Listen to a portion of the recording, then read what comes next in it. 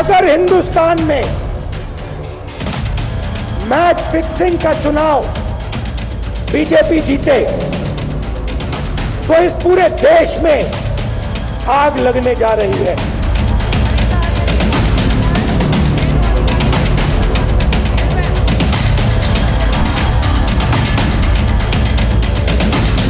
कितनी गालियां दी जाए, कितने ही आरोप लगाए जाए, मोदी इनकी गालियों और धमकियों से डरने वाला नहीं। शाहजादे ने ऐलान किया है कि अगर देश ने तीसरी बार बीजेपी सरकार को चुनी, आग लग जाएगी।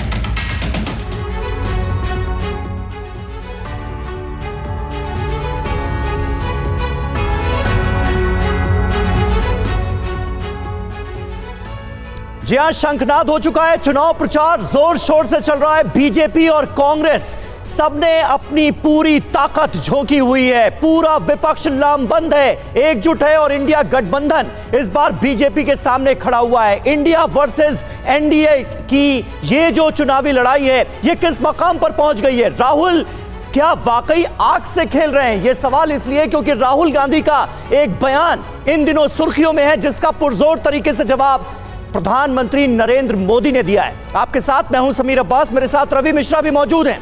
2024 के चुनाव प्रचार में परिवार और शक्ति के बाद अब आग की एंट्री भी हो चुकी है। बिल्कुल, और 31 मार्च को राहुल गांधी ने दिल्ली के रामलीला मैदान में आग वाला बयान दिया, जिसको पीएम मोदी ने सबसे बड़ा मुद्दा बना दिया है।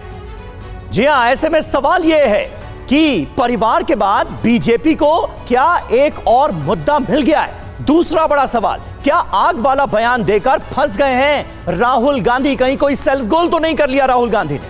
तीसरा सवाल, राहुल गांधी ने क्यों कहा बीजेपी अगर जीती, यानी तीसरी बार अगर नरेंद्र मोदी सत्ता में आए तो देश में आग लग जाएगी? चौथा, राहुल गांधी चुनाव को मैच फिक्सिंग क्यों कह रहे हैं? इसके पीछे क्या वजह है? और कांग्रेस पार्टी की, इंडिया गठबंधन की, इसके पीछे सोच क्या है? शुरुआत बड़ी खबर से कर रहे हैं। राहुल के आग वाले बयान पर दरअसल प्रधानमंत्री नरेंद्र मोदी ने खुद जवाब दिया है।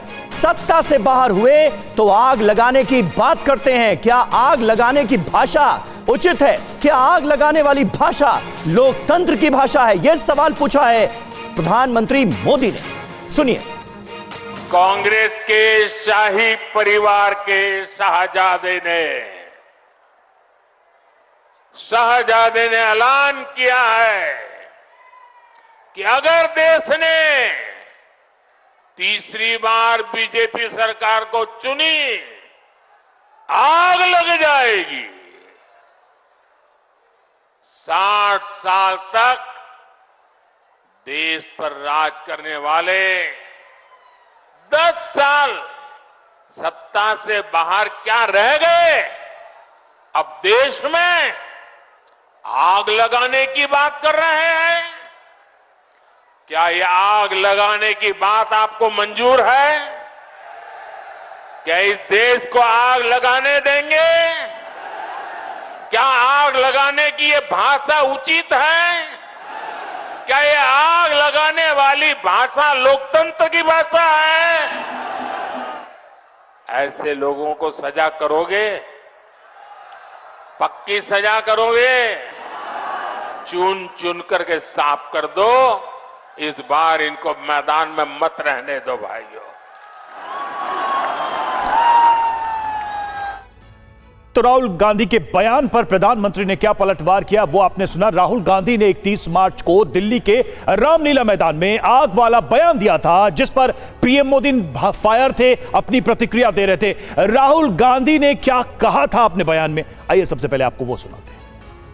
और मेरी बात आप अच्छी तरह सुन लो। अगर हिंदुस्तान में मैच फिक्सिंग का चुनाव बीजेपी जीते और उसके बाद संविधान को उन्होंने बदला, तो इस पूरे देश में आग लगने जा रही है। जो मैंने कहा याद रखो। तो देखिए राहुल गांधी का बयान रामलीला मैदान में और उस पर प्रधानमंत्री नरेंद्र मोदी का जवाब। आज इसी पर करेंगे बात। हमारे साथ कई खास मेहमान मौजूद हैं। सिद्धार्थ यादव प्रवक्ता भारतीय जनता पार्टी के हमारे साथ मौजूद हैं। AIMIM की तरफ से मेहरुद्दीन रंगरेज साहब जो कि पार्टी के प्रवक्ता हैं वो हमारे साथ मौजूद हैं।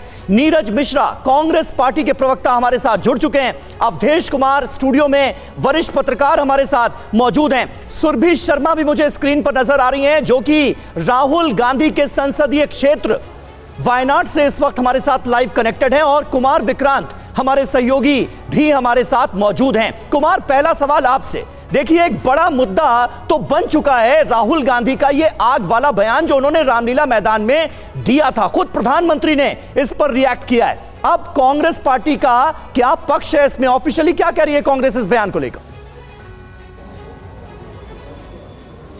ये देखिए तकरीबन 11:15 बजे यहीं वायनाड राहुल गांधी कलपेट्टा पहुंचने वाले हैं, रोड शो करेंगे। उसके बाद जो हमारे सूत्र बता रहे हैं कि जो पंडितों से मुहूर्त लिया गया है 12 से 1 के बीच में राहुल गांधी यहीं वायनाड में कलेक्ट्रेट में अपना नामांकन दाखिल करेंगे। हमारे साथ बातचीत करने के लिए यहाँ पहुँचे हुए हैं कन्हैया कुमार जो कि राहुल गांधी के साथ नामांकन में मौजूद रहेंगे। उनसे पूछते हैं कांग्रेस पार्टी क्या कहना चाहती है इस पर। कन्हैया जी, राहुल गांधी जब कहते हैं कि आग लग जाएगी देश में, प्रधानमंत्री पलटवार करते हैं और वो घेर रहे हैं राहुल गांधी को, आपको क्या लगता है एक मुश्किल खड़ी हो गई? अव्वल तो राहुल जी ने ये नहीं कहा कि आग लग जाएगी।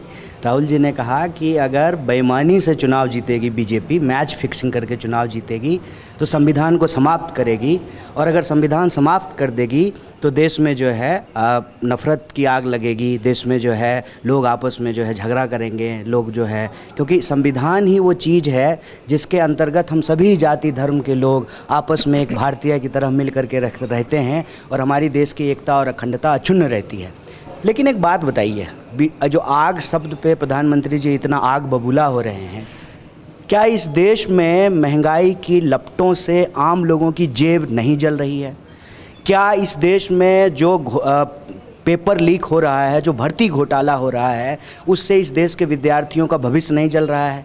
क्या इस देश में जिस तरह से किसानों को उनके फसल का दाम नहीं मिलता है, तो क्या इस देश के कृषक समाज का जो है भविष्य वो नहीं जल रहा है?